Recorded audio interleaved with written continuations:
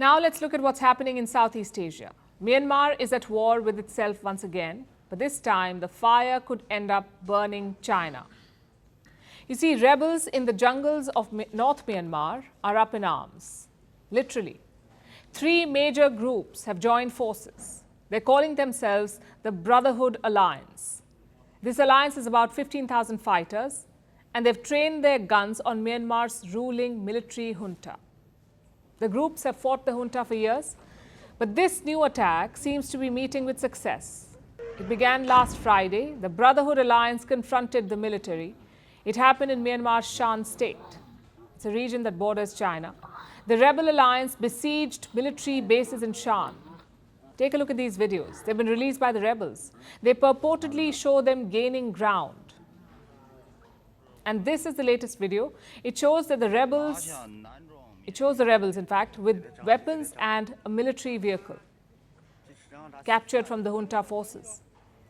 The video was allegedly shot at an abandoned military base. Reports say some soldiers are fleeing, others are surrendering in the face of the rebel offensive. And the rebel alliance is capturing land, swathes of territory in northern Myanmar.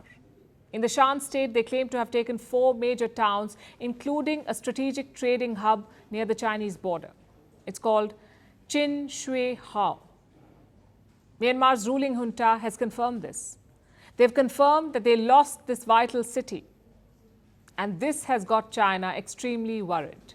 China is paying close attention to the conflict situation in northern Myanmar and urges all parties to immediately cease fire and stop fighting, persist in resolving differences through peaceful means using dialogue and consultation, avoid escalation of the situation, and take practical and effective measures to ensure the security and stability of the China-Myanmar border.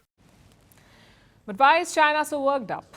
Because of the location of the captured town. It lies on a major China-Myanmar trade route, the Chin Shui Hao. For perspective, let me give you some data.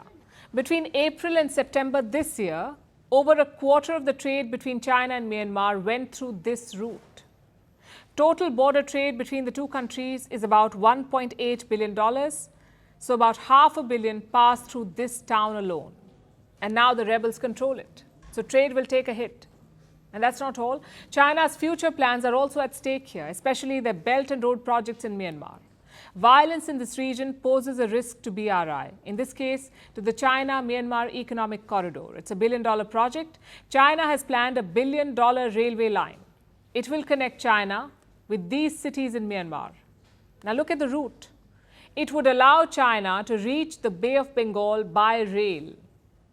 So you can see why the project is lucrative. But now it's at risk.